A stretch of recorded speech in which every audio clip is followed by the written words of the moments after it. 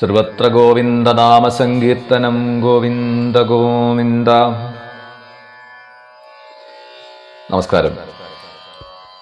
ശ്രീമദ് ഭാഗവതം 9-ാമത് സ്കന്ധത്തിലെ 2 അധ്യായം കൊണ്ട് പറഞ്ഞ കഥയാണ് പരശുരാമാവതാര കഥാസന്ദർഭം. ഇവിടെ 15-ാം അധ്യായം തുടർന്ന് 16-ാം അധ്യായവും ഈ പരശുരാമ ചരിത്രമാണ് പറയുന്നത്. ഐളസ്യ ച ഉർവശീഗർഭാൽ ഷടാസന്ന ആത്മജാനൃപ ആയു ശ്രുതായു സത്യായു രയോധ വിജയോജയ. ശ്രീശുക ബ്രഹ്മർഷി പരീക്ഷത്തിനോടുള്ള ഉപദേശം തുടരുകയാണ്.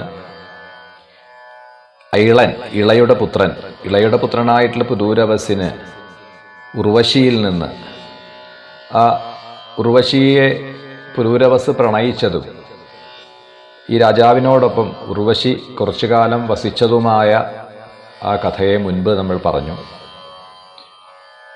ഉർവശിയിൽ നിന്ന് പുത്രന്മാർ 6 പേർ: ആയുസ്, ശ്രുതായുസ്, സത്യായുസ്, രയൻ, ജയൻ, വിജയൻ.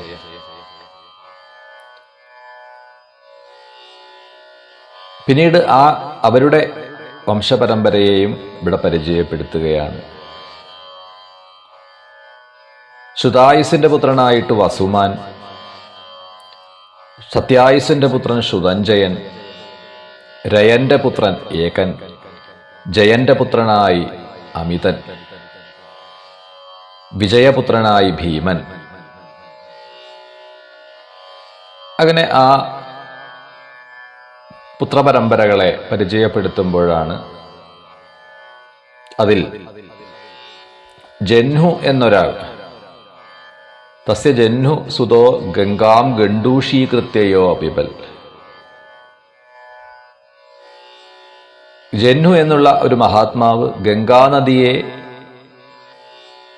തൻ്റെ വായ്ക്കുള്ളിലാക്കി, അല്ലെങ്കിൽ പാനം ചെയ്തു എന്നാണ്. ഗണ്ഡൂഷം ചെയ്യുക എന്ന് പറഞ്ഞാൽ നമ്മൾ വായിൽ വെള്ളമൊഴിച്ച് വായ വൃത്തിയാക്കുക. അത് പ്രാദേശികമായിട്ട് പല രീതിയിൽ പറയും, കുലുക്കു ഒഴിയുക. അപ്പോൾ അങ്ങനെ തൻ്റെ ഒറ്റ വായ്ക്കുള്ളിൽ ആ ഗംഗാനദിയെ സ്വീകരിക്കാനുള്ള പ്രഭാവം അദ്ദേഹത്തിന് ഉണ്ടായിരുന്നു, അല്ലെങ്കിൽ പാനം ചെയ്തു എന്നാണ് ഇവിടെ ഗംഗാ അവതരണ കഥയെ പുരാണങ്ങളിൽ പറയുമ്പോൾ നമുക്കവിടെ കാണാൻ കഴിയും. ഈ ജഹ്നു ഒരു താപസനാണ്. ആ ജഹ്നു മഹർഷി ഗംഗയെ പാനം ചെയ്തു എന്നും പിന്നീട് ഭഗീരഥന്റെ പ്രാർത്ഥനയെ കേട്ടിട്ട് ആ ഗംഗയെ പുറത്തേക്ക് തൻ്റെ വലത്തെ ചെവിയിൽ കൂടിയിട്ട് വിട്ടയച്ചു എന്നും. അതുകൊണ്ടാണ് അത്രേ ഗംഗയ്ക്ക് ജാഹ്നവി എന്നൊരു പേരുണ്ടായത്. ആ ജഹ്നുവിൻ്റെ പുത്രൻ പൂരുവിൻ്റെ പുത്രനായിട്ട് വലാകൻ. തുടർന്ന് ആ പരമ്പരയെ പറയുമ്പോഴാണ് അതിൽ കുശാംബു, കുശനാഭൻ അങ്ങനെയുള്ള രാജാക്കന്മാരെ പരിചയപ്പെടുത്തി. കുശാംബുവിൻ്റെ പുത്രനായിട്ടാണ് ഗാധി. ആ ഗാധിയുടെ പുത്രിയായിട്ടുള്ള സത്യവതിയെ ഋചീകൻ എന്ന ഒരു ബ്രാഹ്മണൻ വിവാഹത്തിനായിട്ട് യാചിക്കുകയാണ്. കന്യകയെ വരിക്കുക, കന്യകയെ യാചിച്ചുകൊണ്ട് വരിക്കുക എന്ന സമ്പ്രദായം. എന്നാൽ ഈ ഋചീകന് തൻ്റെ പുത്രിയെ സത്യവതിയെ കൊടുക്കുവാൻ ഗാധിക്ക് താല്പര്യമുണ്ടായിരുന്നില്ല. അപ്പോൾ ഇവിടെ ഗാധി ഈ ഋചീകന്റെ വംശം ഇവിടെ പറഞ്ഞു. ഭാർഗവ വംശത്തിലാണ് ഋചീകൻ വന്നിട്ടുള്ളത്. ഋചീകനോട് ഗാധി ആവശ്യപ്പെടുകയാണ്, ചന്ദ്രനെപ്പോലെ നല്ല തൂവെള്ള നിറമുള്ള, എന്നാൽ അതിൻ്റെ ഒരു കാത് മാത്രം കറുപ്പ് നിറവും ആയിരിക്കണം, അങ്ങനെ 1000 കുതിരകളെ കന്യാശുൽക്കമായിട്ട് തരികയാണ് എങ്കിൽ താങ്കൾക്ക് എൻ്റെ പുത്രിയെ ഞാൻ വിവാഹം ചെയ്തു തരാം.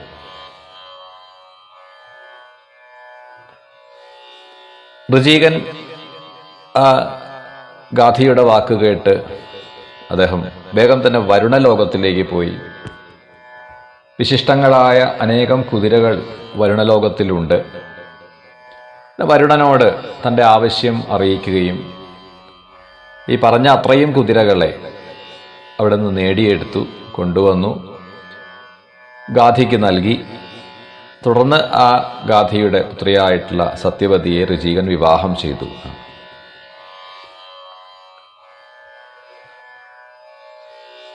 അപ്പൊ തനിക്കൊരു പുത്രനുണ്ടാവണം എന്ന ഉദ്ദേശത്തോടുകൂടി ഈ ഋചീകൻ തൻ്റെ പത്നിക്ക് നൽകാൻ വേണ്ടിയിട്ട്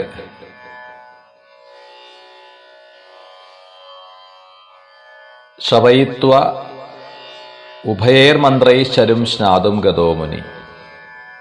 ചരു എന്ന് പറഞ്ഞാൽ ഹവിസ്, മന്ത്ര ജപം ചെയ്തിട്ട് പാകം ചെയ്തു വെച്ച ഹവിസ്, അത് തൻ്റെ പത്നിക്ക് നൽകാൻ വേണ്ടിയിട്ടാണ് ഉത്തമനായൊരു പുത്രനുണ്ടാവണം എന്ന വിചാര സങ്കല്പത്തോടുകൂടി. അപ്പം അതേസമയം തന്നെ ഗാധിയുടെ പത്നി, അതായത് സത്യവതിയുടെ മാതാവും അവരുടെ ആഗ്രഹം ഈ തൻ്റെ മകളുടെ ഭർത്താവിനോട് ഋചീകനോട് പറയുകയാണ്, എനിക്കും ഒരു യോഗ്യനായ പുത്രനുണ്ടാവണം, അതിന് താങ്കൾ ആ ചരു സങ്കല്പം ചെയ്ത് എനിക്കും തരണം. അപ്പോൾ ഇവിടെ ഋചീകനാവട്ടെ രണ്ട് രീതിയിലുള്ള സങ്കല്പമാണ് ചെയ്തത്. അതിന് കാരണമുണ്ട്. ഇപ്പൊ താനൊരു താപസനാണ്, തനിക്കുണ്ടാവുന്ന പുത്രൻ ബ്രഹ്മവർച്ചസ്സുള്ള ആളായിരിക്കണം. എന്നാൽ തൻ്റെ ഭാര്യാമാതാവിന് അല്ലെങ്കിൽ അവിടെ രാജകൊട്ടാരത്തിൽ ജനിക്കേണ്ട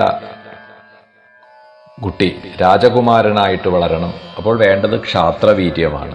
അപ്പോൾ രണ്ട് രീതിയിൽ ചരുക്കളെ സങ്കല്പം ചെയ്തിട്ടാണ് അദ്ദേഹം സ്നാനം ചെയ്യാൻ പോയത്.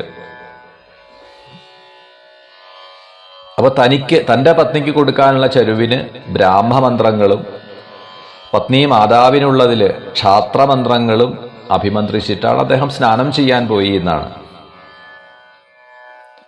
പക്ഷേ ഈ സത്യവതിയുടെ അമ്മ കരുതി എത്രയൊക്കെ ആയാലും തൻ്റെ മകളുടെ ഭർത്താവാണ് ഈ ഋചീകൻ. തീർച്ചയായിട്ടും ആ ഋചീകന്റെ പത്നിക്ക്, അതായത് തൻ്റെ മകൾക്ക് കൊടുക്കാനുള്ള ചരുവിലായിരിക്കും വിശിഷ്ടങ്ങളായ മന്ത്രങ്ങളെ അഭിമന്ത്രിച്ചിട്ടുള്ളത് എന്നൊക്കെ കരുതി അവർ സത്യവതിയോട് ആവശ്യപ്പെട്ടു, നിനക്ക് നൽകിയ ചരു, നിനക്ക് നൽകിയ ഹവിസ് അത് എനിക്ക് തരൂ, എൻ്റേത് നീ സ്വീകരിക്കൂ. താവൽ സത്യവതി മാത്ര സുജരും യാചിതാസതി ശ്രേഷ്ഠം മത്വ തയായച്ഛൻ മന്ത്രേ മാതുരുതൽ സ്വയം. എന്തായാലും അമ്മയുടെ ആ നിർദ്ദേശം സത്യവതി കേട്ടു. തൻ്റെ കയ്യിലുള്ള ചരു, ആ ഹവിസ്, അത് അമ്മയ്ക്ക് കൊടുത്തു. അമ്മയുടെ കയ്യിൽ നിന്നും സത്യവതിയും സ്വീകരിച്ചു.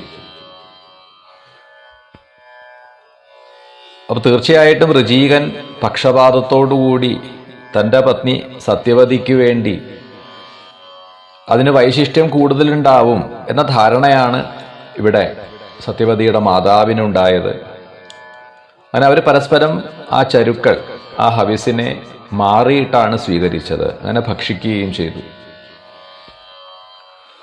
തത് വിജ്ഞായ മുനിപ്രാഹ പത്നിം കഷ്ടമകാരഷി ഘോരോ ദണ്ഡധരപുത്രോ ഭ്രാതാതേ ബ്രഹ്മവിത്തമ. പക്ഷെ ഋചീകൻ ഇത് അറിയാണ്. ഇപ്പൊ തൻ്റെ പത്നിയോട് പറഞ്ഞു, സത്യവതിയോട് ഋചീകൻ പറഞ്ഞു, നീ തെറ്റായൊരു കാര്യമാണ് ചെയ്തത്. ഇപ്പൊ സംഭവിക്കാൻ പോണത് നിനക്കുണ്ടാകുന്ന പുത്രൻ ഘോരനായിട്ട് തീരും, അതിദാരുണനായിട്ട് തീരും, ആയുധം ധരിക്കുന്നവനായിട്ട് മാറും. എന്നാൽ നിന്റെ അമ്മയ്ക്ക് ജനിക്കാൻ പോകുന്ന, നിനക്ക് സഹോദരനായിട്ട് തീരാൻ പോകുന്നവനാവട്ടെ ബ്രഹ്മജ്ഞാനിയായിട്ട് മാറും. അതിൻ്റെ കാര്യകാരണങ്ങളെയും ഋചീകൻ ബോധ്യപ്പെടുത്തി കൊടുത്തു. നിനക്ക് സങ്കല്പം ചെയ്തത് ബ്രഹ്മവർച്ചസ്സുണ്ടാവണം എന്ന് കരുതിയിട്ടാണ്. എന്നാൽ നിന്റെ അമ്മയ്ക്ക് കൊട്ടാരത്തിൽ ജനിക്കുന്ന പുത്രൻ ക്ഷാത്രവീര്യം ഉണ്ടാവണമെന്നാണ്. പക്ഷെ അത് നിങ്ങൾ മാറി ഭക്ഷിച്ചതുകൊണ്ട് ഇത്തരത്തിലുള്ള ഒരു വൈചിത്ര്യം സംഭവിക്കാൻ പോവുകയാണ്. അപ്പോൾ സത്യവതി പ്രാർത്ഥിക്കുകയാണ് ഋചീകനോട്, അങ്ങനെ സംഭവിക്കരുതേ എന്നൊക്കെയുള്ള തൻ്റെ പത്നിയുടെ ആ വാക്കുകൾ കേട്ട്, താണുകയാണ് അപേക്ഷിക്കുന്നത് കേട്ടിട്ട് ഋചീകൻ പറഞ്ഞു, ശരി, നിന്റെ പുത്രന് അത് വരില്ല, പക്ഷേ പൗത്രനാവുമ്പോഴേക്കും അത് സംഭവിക്കും. സത്യവതിയുടെ പുത്രനായിട്ട് ജമദഗ്നി, ആ ജമദഗ്നിയിൽ നിന്നും സാചാഭൂൽ സുമഹാപുണ്യ കൗശികീ ലോകഭാവനി രേണോസുതാം രേണുകാം വൈ ജമദഗ്നിരുവാഹയാം തസ്യാം വൈ ഭാർഗവ ഋഷേ സുതാ വസുമതാദയ യവീയാഞ്ജജ്ഞ ഏതേഷാം രാമ ഇത്യഭിവിശ്രുത. ഈ സത്യവതി തന്നെയാണ് കൗശികി എന്ന നദിയായിട്ട് പിന്നീട് ഭവിച്ചിട്ടുള്ളത്. ആ സത്യവതി പുത്രനായി വന്ന ജമദഗ്നി രേണുവിൻ്റെ പുത്രി ആയ രേണുകയെ വിവാഹം ചെയ്തു. ആ രേണുകയിലാണ്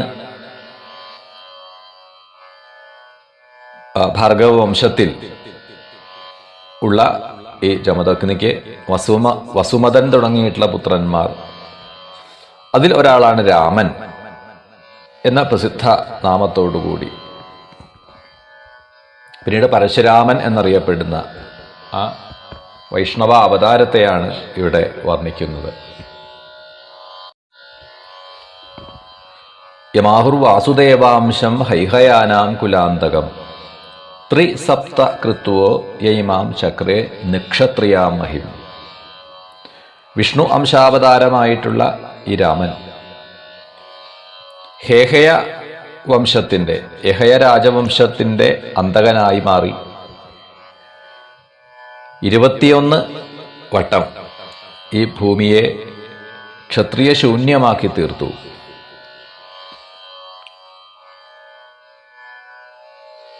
രജോഗുണം കൊണ്ടും തമോ ഗുണം കൊണ്ടും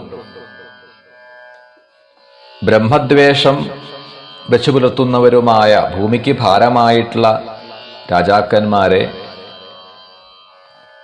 തുടർച്ചയായി 21 വട്ടം ഭൂപ്രദക്ഷിണം ചെയ്തുകൊണ്ട് ക്ഷത്രിയ നിഗ്രഹം ചെയ്തു.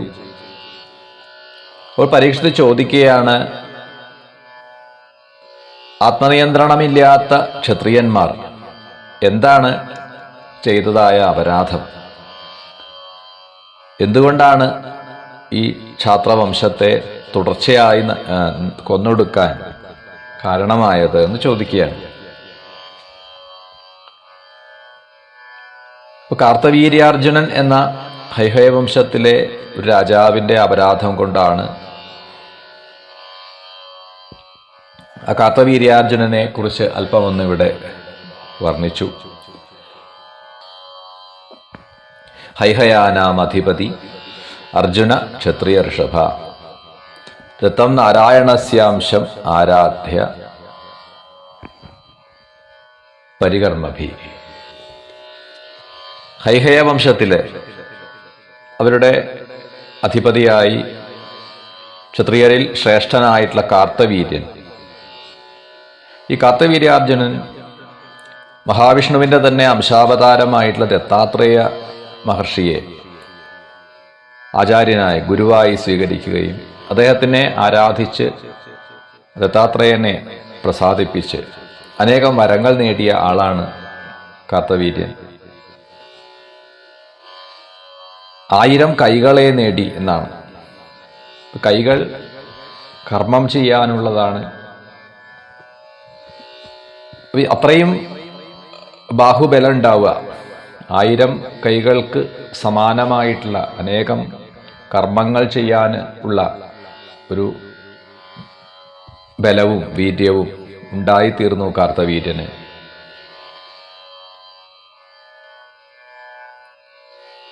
അളവറ്റതായ ഇന്ദ്രിയ ശക്തി, സമ്പത്ത്, തേജസ്, പ്രസിദ്ധി, ദേഹബലം ഇതൊക്കെ വന്നു ചേർന്നു. അണിമാദികളായിട്ടുള്ള സിദ്ധികൾ ഇതെല്ലാം ഈ കാർത്തവീര്യാർജുനനുണ്ടായി. അത് ലോകം മുഴുവൻ ചുറ്റി സഞ്ചരിക്കാൻ തുടങ്ങി ഈ രാജാവ്.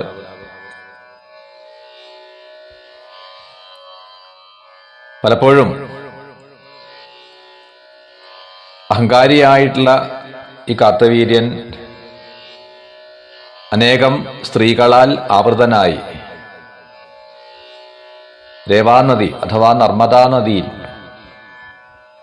സ്നാനം ചെയ്യാനായി വരും. തൻ്റെ കൈകളെ കൊണ്ട് ഈ നദിയുടെ ഗതിയെ തടയും, നദിയുടെ ഒഴുക്ക്, നദീപ്രവാഹത്തെ തടഞ്ഞു നിർത്തും എന്നാണ്. ഒരിക്കൽ രാക്ഷസ ചക്രവർത്തിയായിട്ടുള്ള രാവണൻ ദിഗ്വിജയത്തിനായിട്ട് സഞ്ചരിക്കുന്ന രാവണൻ ഈ നർമ്മദാ തീരത്ത് മാഹിഷ്മതി പുരിക്ക് സമീപം ശിവപൂജ ചെയ്തുകൊണ്ടിരിക്കുമ്പോഴാണ് ഈ കാർത്തവീര്യൻ നർമ്മദയുടെ ഒഴുക്കിനെ തടഞ്ഞത്. നദിയുടെ താഴേക്കുള്ള ഗതി തടസ്സപ്പെട്ടതോടുകൂടി ജലം നിറഞ്ഞ് രാവണൻ ഇരിക്കുന്ന ദിക്കും ഒക്കെ പെട്ടെന്ന് തന്നെ വെള്ളം വന്ന് ആ പൂജാ ദ്രവ്യങ്ങളും അതൊക്കെ ആകെ അലങ്കോലമായി. അപ്രതീക്ഷിതമായിട്ട് ഇങ്ങനെ സംഭവിച്ചു കഴിഞ്ഞപ്പോൾ ഇത് ആരാണ്, ഇത് എന്തുകൊണ്ടാണ് എന്നിങ്ങനെ രാവണൻ നോക്കി. അപ്പൊ അത് കാർത്തവീര്യാർജുനന്റെ പ്രവൃത്തി കൊണ്ടാണ് എന്ന് അറിയുന്ന രാവണൻ കാർത്തവീര്യാർജുനനുമായിട്ട് യുദ്ധം നടന്നു എന്നാണ്.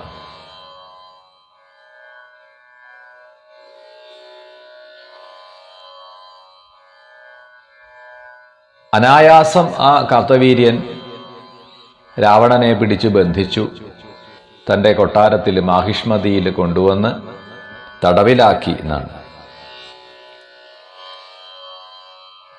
പിന്നീട് പരിഹാസത്തോടു കൂടിയിട്ട് കുറച്ച് കാലം തടവിലാക്കി അതിനുശേഷം വിട്ടയക്കുകയും ചെയ്തു ആ രാവണനെ എന്നാണ്. അപ്പം അത്രയും പ്രഭാവശാലിയായിരുന്നു കാർത്തവീര്യൻ എന്ന് പറയുകയാണ്. അങ്ങനെയുള്ള കാർത്തവീര്യാർജുനൻ എന്തുകൊണ്ടാണ് ഈ പരശുരാമനെ പ്രകോപിപ്പിച്ചത്, അതിനിടയാക്കിയ സംഭവം എന്താണ് എന്ന് പറഞ്ഞു.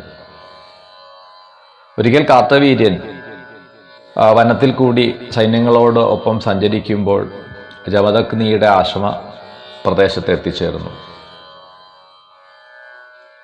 അപ്പൊ സൈന്യങ്ങളോടുകൂടി മന്ത്രിമാരോട് ഒപ്പം വന്നു ചേരുന്ന കാർത്തവീര്യനെ ആ മഹർഷി സ്വീകരിച്ചു. ആ കാമധേനുവിൻ്റെ വൈഭവം കൊണ്ട് വലിയ സൽക്കാരം ഒരുക്കി. സുരഭിയുടെ വംശത്തിൽ പെടുന്നതായ നന്ദിനി എന്ന പശു കാമധേനുവാണ്. ഈ മഹർഷിക്ക് ആവശ്യമായ എല്ലാ ദ്രവ്യങ്ങളെയും യജ്ഞസംഭാരങ്ങളെയും ഒക്കെ ഈ കാമധേനുവിൽ നിന്നാണ് ലഭിക്കുന്നത്.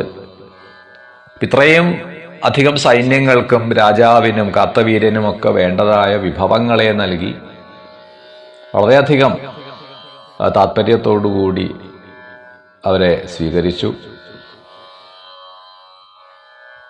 ഇപ്പൊ രാജാവിന് പോലും അത്ഭുതമായി എന്നാണ്.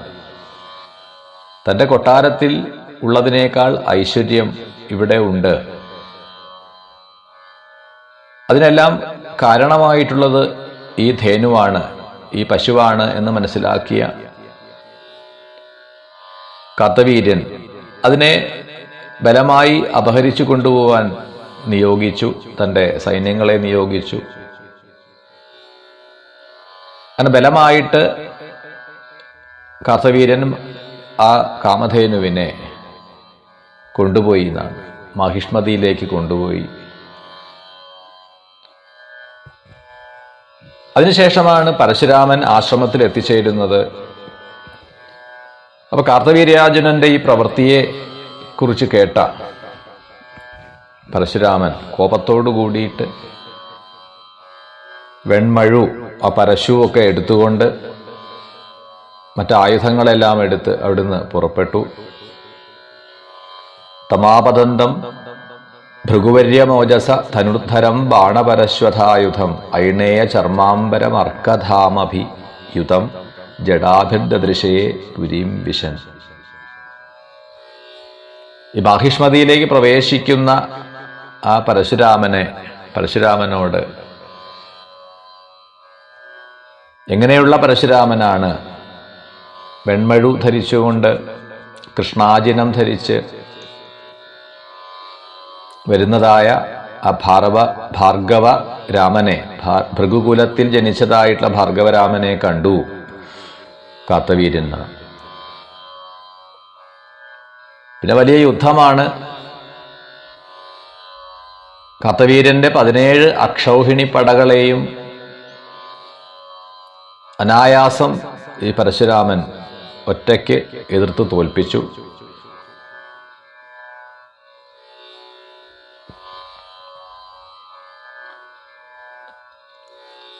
ഒടുവിൽ കാർത്തവീര്യനെയും നിഗ്രഹിക്കുകയാണ്. കാർത്തവീര്യ അർജുനന്റെ ശിരസ്സും ഛേദിച്ചു.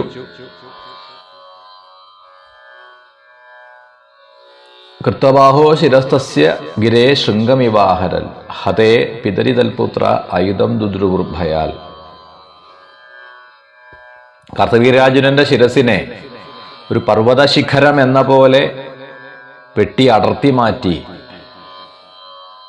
ഇത് കണ്ട് കാർത്തവീര്യപുത്രന്മാർ അവർ ഭയപ്പെട്ട് പിന്തിരിഞ്ഞു എന്നാണ് പറയുക. പരശുരാമൻ ഈ കാമധേനുവിനെ, ആ കാമസുരഭിയെ മടക്കിക്കൊണ്ടുവന്നു ആശ്രമത്തിൽ അച്ഛനെ ഏൽപ്പിച്ചു.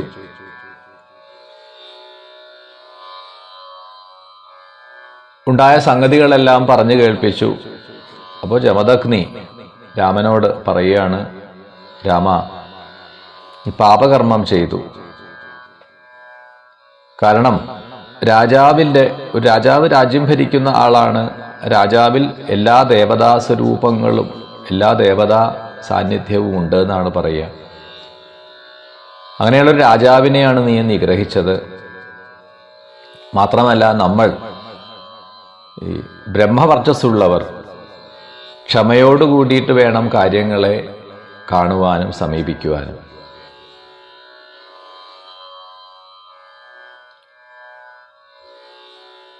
ക്ഷമയാ രോചതേ ലക്ഷ്മി ബ്രാഹ്മി സൗരീ യഥാ പ്രഭ ക്ഷമിണാമാശു ഭഗവാൻ സ്തുഷ്യതേ ഹരിരീശ്വര. എപ്പോഴും ആ ശ്രീനാരായണൻ ക്ഷമാശീലന്മാരോട് വളരെ വേഗം സന്തോഷിക്കും, അനുഗ്രഹിക്കും. അപ്പോൾ നീ ചെയ്ത ഈ പ്രവൃത്തി ബ്രഹ്മഹത്യ തന്നെയാണ്, ബ്രഹ്മഹത്യയേക്കാൾ ഗൗരവമുള്ളതാണ്. അതുകൊണ്ട് അതിന് പ്രായശ്ചിത്തം ചെയ്യണം. എന്താണ് വേണ്ടത്? തീർത്ഥാടനം ചെയ്യൂ. പവിത്രങ്ങളായിട്ടുള്ള ഇടങ്ങളിൽ രാജ്ഞോ മൂർധാഭിഷിക്തസ്യ വധോ ബ്രഹ്മവധാത് ഗുരു തീർത്ഥസംസേവയാചാമഹോ ജഹ്യങ്കാച്യുതചേതന.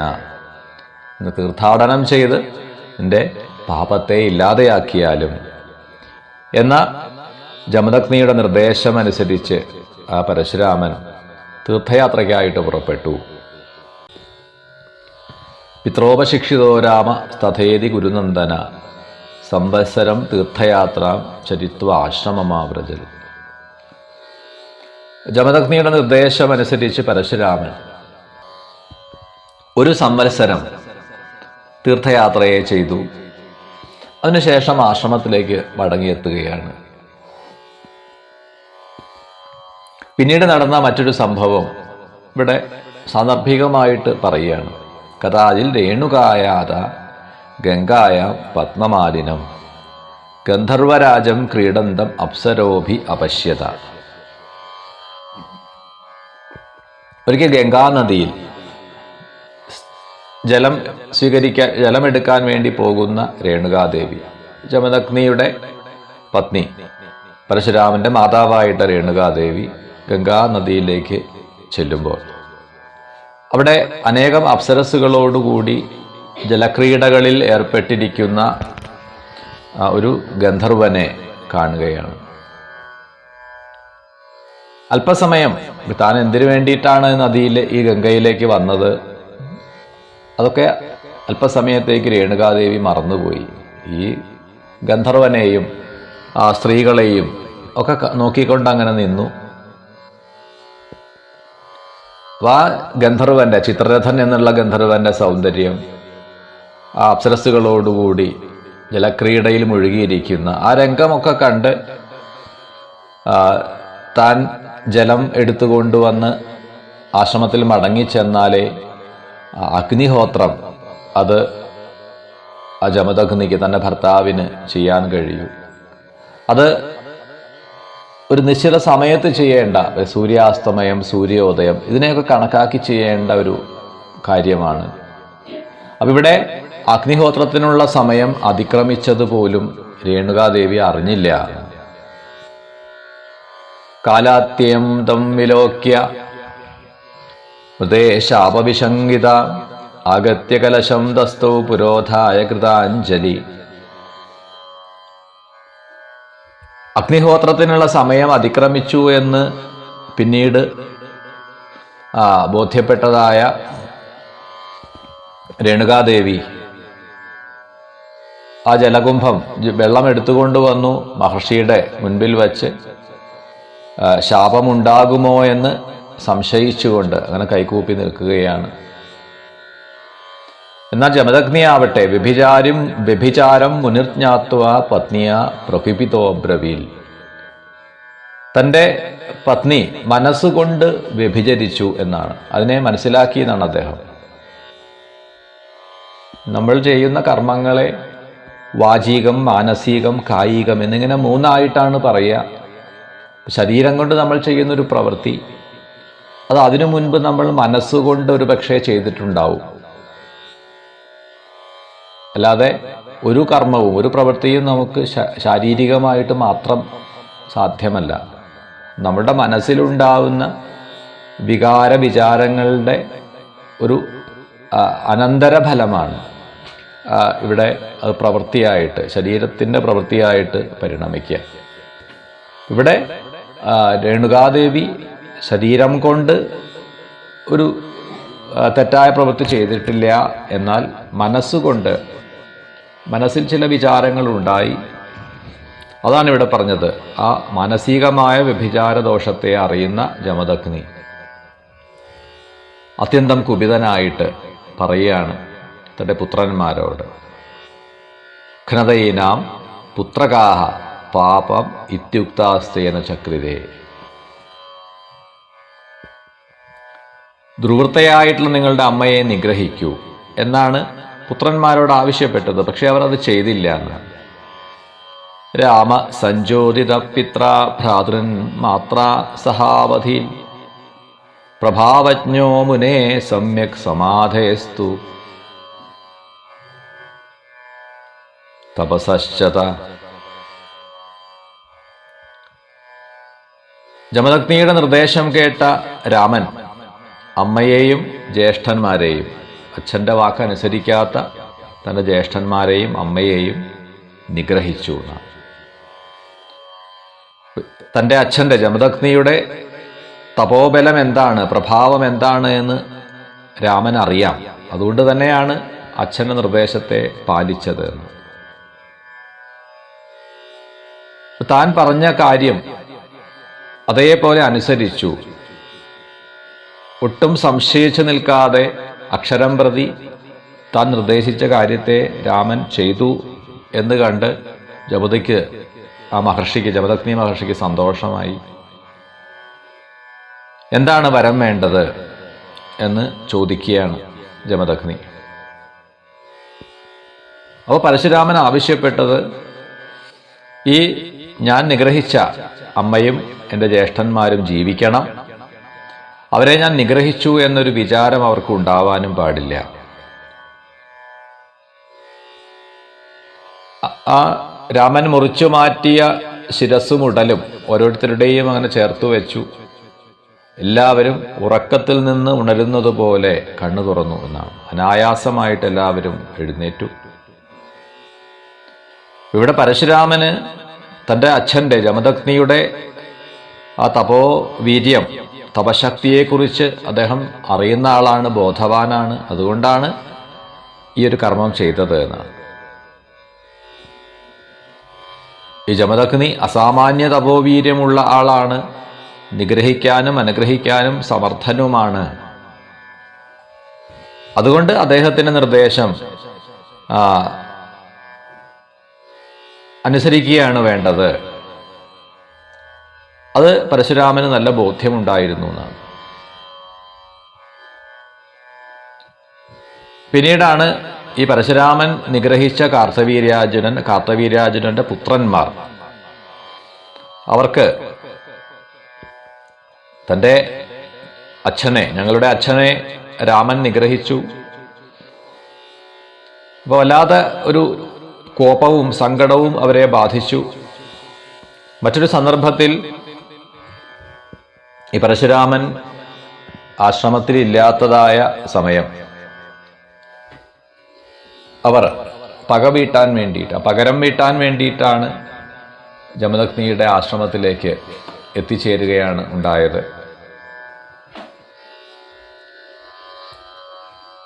ആ സമയത്ത് ജമദഗ്നി മഹർഷി ഹോമം ചെയ്തുകൊണ്ടിരിക്കുന്ന വേളയിലാണ് അവർ ഈ കാർത്തവീര്യപുത്രന്മാർ ആശ്രമത്തിൽ കടന്നു, ജമദഗ്നിയെ നിഗ്രഹിച്ചു.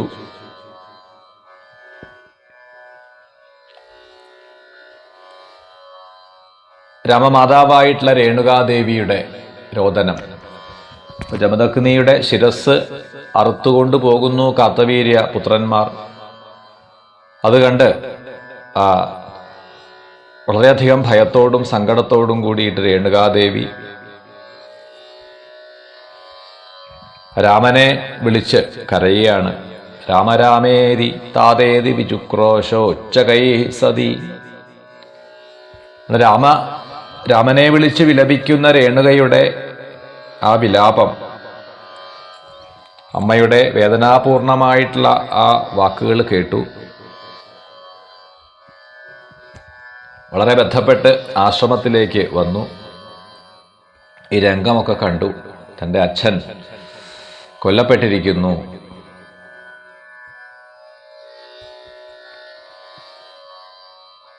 വല്ലാതെ രാമനും സങ്കടപ്പെടുകയാണ് എന്നാണ്. തദ്ദുഃഖരോഷ അമർഷ ആർത്തി ശോകമോഹ വിമോഹിത. അച്ഛൻ മരിച്ചതിലുള്ള ദുഃഖം, കാർത്തവീര്യപുത്രന്മാർ ഇങ്ങനെ ചെയ്തതിലുള്ള കോപം, ഇതെല്ലാം കൊണ്ട് വ്യാകുലചിത്തനായിത്തീർന്ന രാമൻ വാവിട്ട് കരയുകയാണ്. ആ അച്ഛൻ്റെ മൃതശരീരത്തിനെ സഹോദരന്മാരുടെ അടുക്കൽ ഏൽപ്പിച്ച് വേഗം തന്നെ പ്രഗൃഹ്യ പരശും രാമ ക്ഷത്രാന്തായ മനോദധേ, വെൺമഴു കയ്യിലെടുത്തുകൊണ്ട്, ആ പരശു കയ്യിലെടുത്തുകൊണ്ട് ക്ഷത്രിയ സംഹാരത്തിനായിട്ട് ദൃഢനിശ്ചയം ചെയ്തു.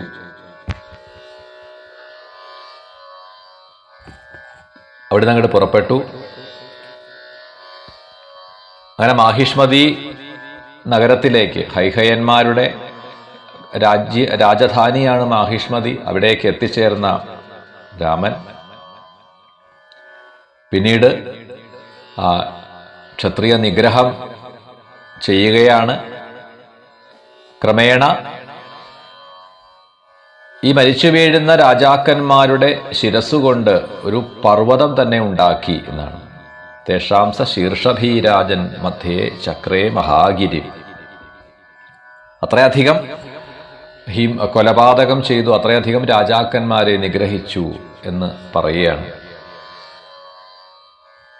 തദ്രക്തേന നദീം ഘോരാം അബ്രഹ്മണ്യ ഭയാവഹാം.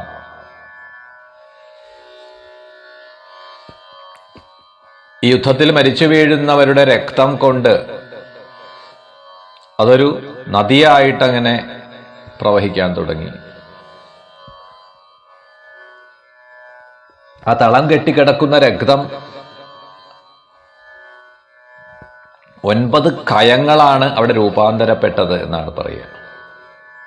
ആ പ്രദേശമാണ് സമന്തപഞ്ചകം എന്ന പേരിൽ പിന്നീട് അറിയപ്പെട്ടത്. സ്യമന്തപഞ്ചകം. ഇവിടെ തൻ്റെ അമ്മ രേണുകാദേവി അച്ഛൻ മരിച്ച ദുഃഖം, തൻ്റെ ഭർത്താവ് മരിച്ചു കിടക്കുന്ന സമയത്ത് മാറത്തടിച്ച് നിലവിളിച്ചു. 21 വട്ടം മാറത്തടിച്ച് നിലവിളിച്ചു. അതുകൊണ്ടാണ് രാമൻ 21 പ്രാവശ്യം തന്നെ ക്ഷത്രിയ നിഗ്രഹം, ക്ഷത്രിയ സംഹാരം ചെയ്യാനായിട്ട് ഉദ്ദേശിച്ചത്. തൻ്റെ പിതാവിൻ്റെ ശിരസിനെ, കാർത്തവീര്യപുത്രന്മാർ മുറിച്ചു മാറ്റിയ ശിരസിനെ എടുത്തുകൊണ്ടുവന്ന് ആ ഉടലോടുകൂടി യോജിപ്പിച്ച് തുടർന്ന് മരണാനന്തരം ചെയ്യേണ്ടതായ കാര്യങ്ങളെല്ലാം തന്നെ രാമൻ നിർവഹിച്ചു എന്ന് പറയുകയാണ്.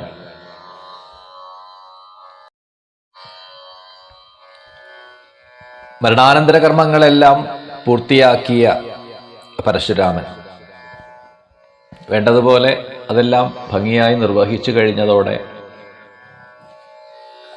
ആ ജമദഗ്നി മഹർഷി അങ്ങനെ സദ്ഗതിയെ പ്രാപിച്ചു. സപ്തർഷി സംഘങ്ങളിൽ 7ാമത്തെ ആളായി തീർന്നു എന്നാണ്. കശ്യപൻ, ഗൗതമൻ, അത്രി, ഭരദ്വാജൻ, വസിഷ്ഠൻ, വിശ്വാമിത്രൻ, ജമദഗ്നി, ഇവരെയാണ് ഈ സപ്തർഷികളായിട്ടിപ്പോൾ കണക്കാക്കുക. ശതവധ ബ്രാഹ്മണത്തിൻ്റെ സമ്പ്രദായത്തിൽ അത് പ്രകാരം സപ്തർഷികൾ ഇവരാണ്. അതിൽ 7ാമതായിട്ടുള്ള ജമദഗ്നി പരശുരാമന്റെ അച്ഛനാണ്.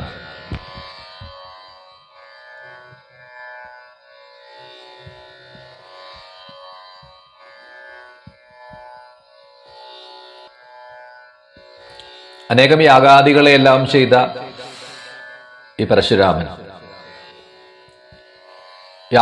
യാഗങ്ങളെല്ലാം പൂർത്തിയാവുമ്പോൾ ഈ ഭൂമി തന്നെ, ക്ഷത്രിയന്മാരെ നിഗ്രഹിച്ച് നേടിയെടുത്തതായ ഭൂമി, അതിനെ ഓരോ ഭാഗങ്ങളായി ഋത്തുക്കുകൾക്ക് ദാനം ചെയ്ത് അതെല്ലാം തനിക്ക് ആവശ്യമില്ല, അതെല്ലാം ദാനം ചെയ്ത് തീർത്തുകൊണ്ട് സിദ്ധന്മാരാലും ഗന്ധർവന്മാരാലും ചാരണന്മാരാലുമൊക്കെ സേവിക്കപ്പെട്ടുകൊണ്ട് വാഴ്ത്തിപ്പാടുന്ന രീതിയിൽ മഹേന്ദ്ര പർവ്വതത്തിൽ തപസ്സു ചെയ്യുന്നു എന്നാണ് ഇവിടെ പറഞ്ഞത്.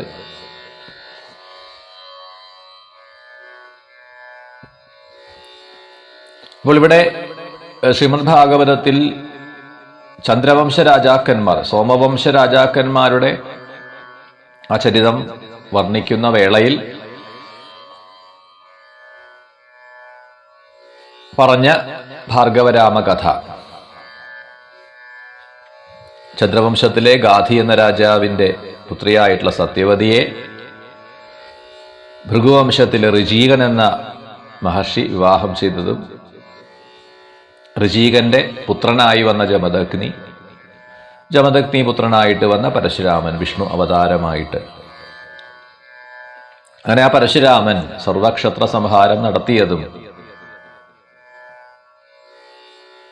ഒക്കെ പറഞ്ഞുകൊണ്ടാണ് ആ ഒരു കഥ